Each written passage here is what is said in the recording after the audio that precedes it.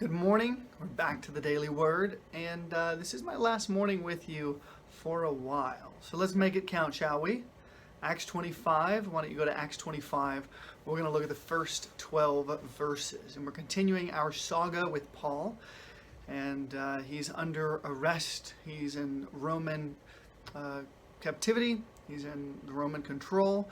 And so our chapter opens, chapter 25 opens with a new governor, a guy named Porcius Festus. So Festus succeeded Felix, remember?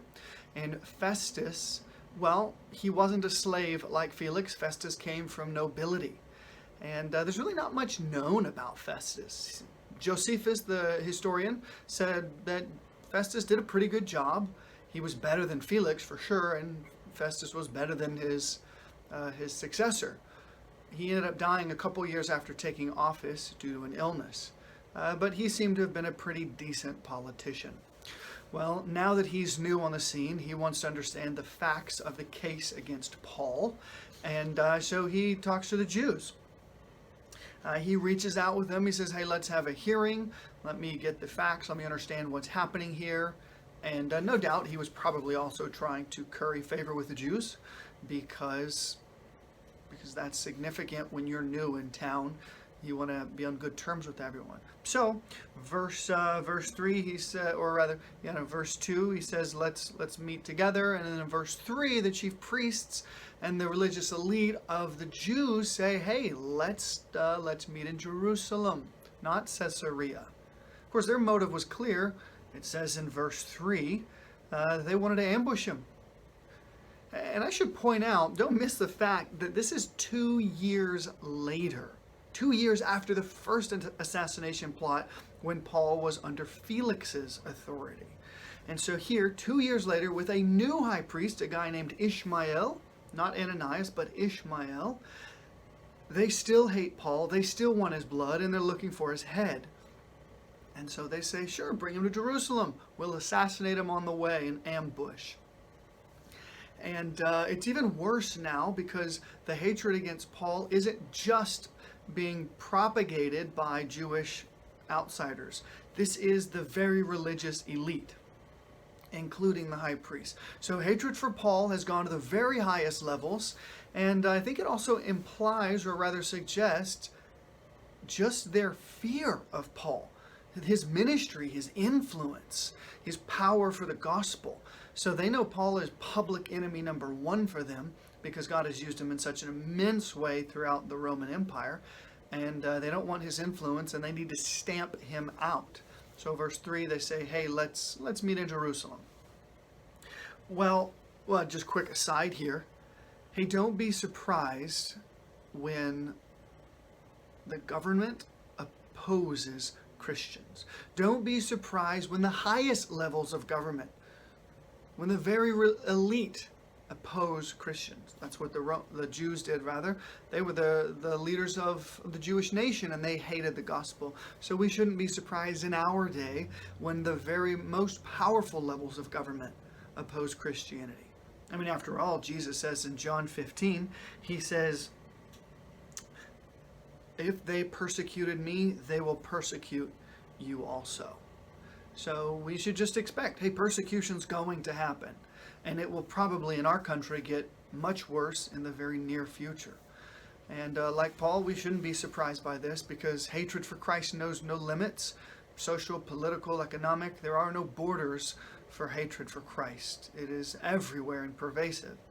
So it's very likely that even the highest levels of government will come against us. Well, once the Jews say, hey, Festus, let's meet in Jerusalem, he says, no, I don't think we can. Caesarea is the headquarters of Roman government, so it's appropriate for us to meet there instead. That's verse 5. Well, the trial begins, the tribunal starts, Paul gives his defense, and he says, listen, I'm not guilty of anything. I'm innocent of all charges. And of course he was, right? They had trumped up charges against him. They hated him, but they had no legal case against him. And so it was all trumped up, made up charges, which is exactly what happened to Jesus. So we see the parallel here between Paul and Christ, because Christ, the perfect one, the sinless one, the innocent one, Christ was attacked by hateful Jews who made up charges against him. Now, of course, we know that was God's will. But again, we shouldn't be surprised when people make up accusations against us, when people oppose us in the legal system and they accuse us of crimes. In our day, it's probably going to be hate crimes. It's going to be bigotry. It's going to be racism. It's going to be every kind of false accusation they can to destroy Christians. Paul faced it. Jesus faced it. Christians today are already facing it, and we very likely may face it in our own day. Well, in verse 9, Festus, he's looking to curry favor with the Jews, hoping to win their approval. So he says, hey, what about we do meet in Jerusalem? And then the lesson here for us is, as believers, we can't put our faith in the government. Our faith is not in the political system. It is not in our leaders.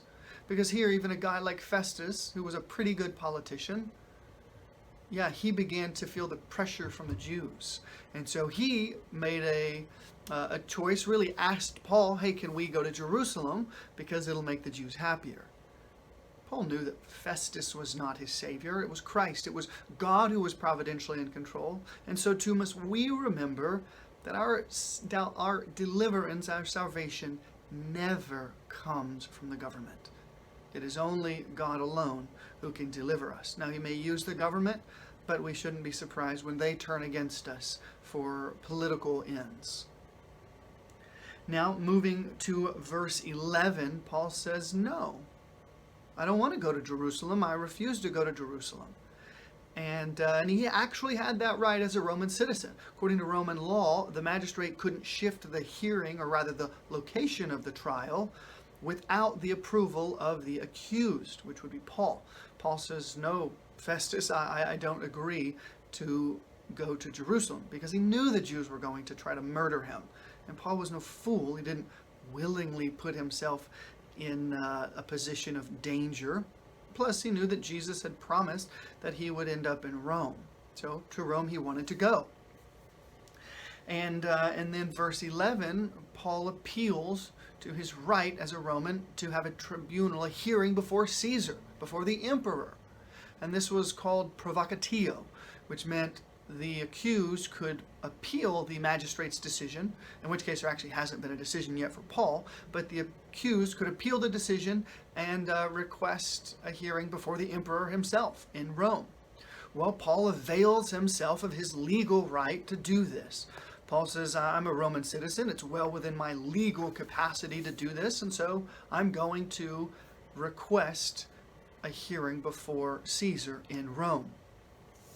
And I think there's an interesting lesson for us, and one that we will increasingly probably have to utilize, that it is totally biblical and appropriate for believers to avail themselves of every legal remedy afforded by the legal system. Paul had the right to appeal to Caesar. He wasn't wrong. He wasn't manipulating the system, gaming the system. He was being intelligent. It was his prerogative as a Roman citizen. And so we too very well may find ourselves in future days appealing to the legal system to defend ourselves against persecution and against attack. We saw this happen during COVID in Los Angeles with Grace Community Church. And I happened to be there during all of that, and it was a fascinating time.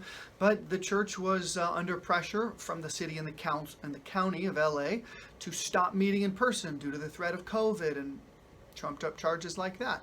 Well, the church said, no, we're not going to. The church is meant to meet. Christ commands us to meet. And so they actually sued the county. But that is their right under the U.S. legal system, legal code.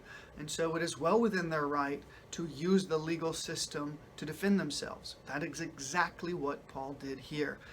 And mind you, we may have to do the same in the future. So it's not wrong to use the legal system to defend yourselves against persecution. Paul did it, and we've seen examples in our own day where righteous men do the same. Well, that's the conclusion of our time together with Paul, and there are many lessons for us through the life of this faithful man. And I pray that even our brief time together this morning gave you more insight into Paul's journey and God's providential hand in his life.